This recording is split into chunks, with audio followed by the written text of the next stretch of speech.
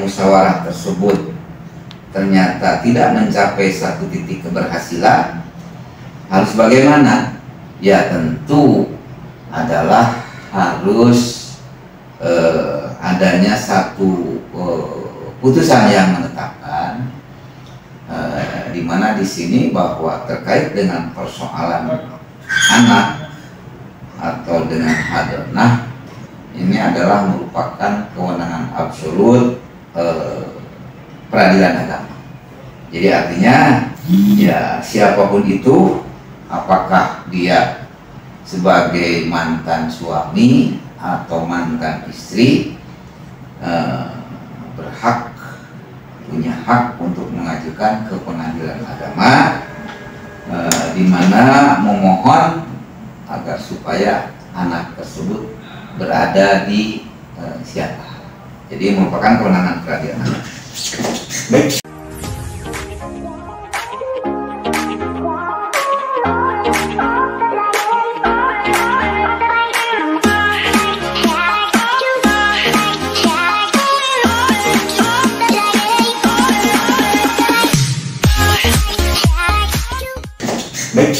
Bagaimana itu mekanisme perjalanan di pengadilan agama itu sendiri? Kembali kepada persoalan musyawarah tadi, artinya kalau tadi yang saya tekankan dalam kasus ini kepada kedua belah pihak mantan suami istri, artinya ini adalah musyawarah yang harus dilakukan sebelum perkaranya masuk ke pengadilan.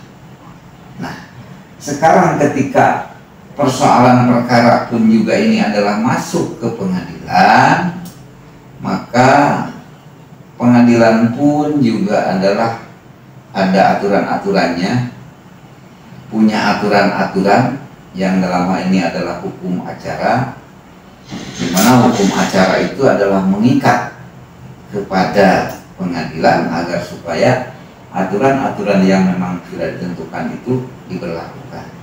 Antara lain, sebelum mereka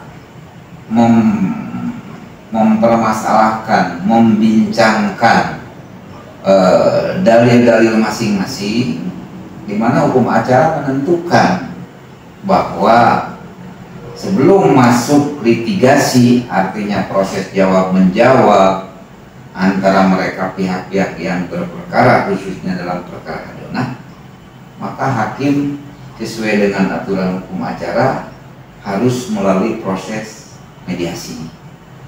Nah, di dalam proses mediasi pun materinya adalah sama, hanya di dalam proses mediasi itu tentu adalah dipimpin oleh seorang mediator, di mana seorang mediator ini mereka profesional dalam sebuah pengertian bahwa tidak siapa saja boleh menjadi mediator, akan tetapi mereka tentu mediator ini adalah yang sudah mempunyai sertifikasi mediator.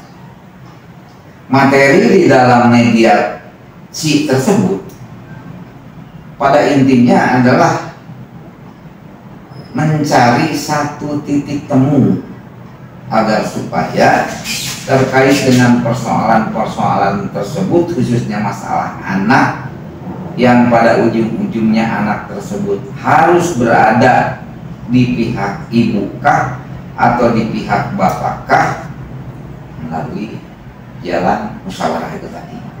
Hanya kalau yang musyawarah yang tadi artinya secara dipimpin atau mungkin dengan orang-orang terdekat keluarganya, kalau yang sekarang ini adalah dipimpin oleh seorang mediator tadi, yang intinya mediator pun juga berupaya maksimal agar supaya persoalan ini diselesaikan secara baik-baik, secara musyawarah, gitu kan.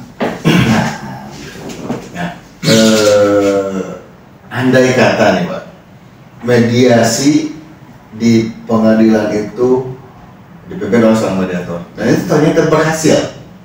Berhasil. Ternyata berhasil. Bagaimana selanjutnya?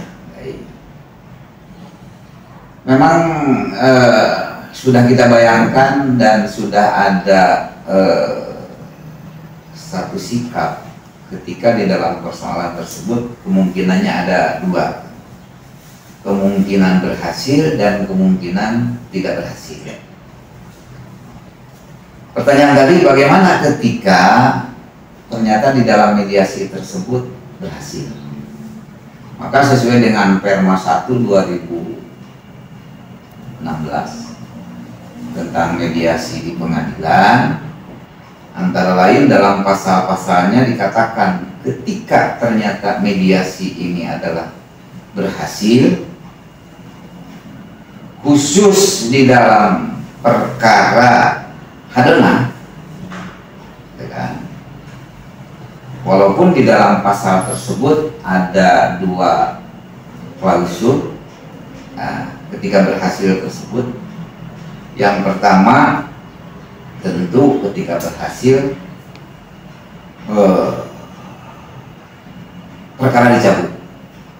Yang kedua, justru ketika berhasil perkara berjalan terus, dan mohon agar supaya kesepakatan tersebut dituangkan dalam bentuk akta pandadi.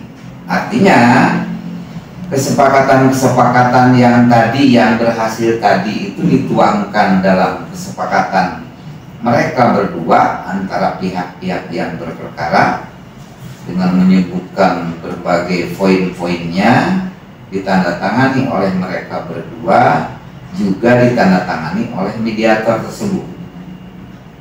Namun saya menyarankan ketika terhadap persoalan anak ini juga perlu mencantumkan di dalam kesepakatan tersebut agar supaya kesepakatan ini dimohonkan kepada majelis hakim agar supaya dituangkan dalam bentuk putusan.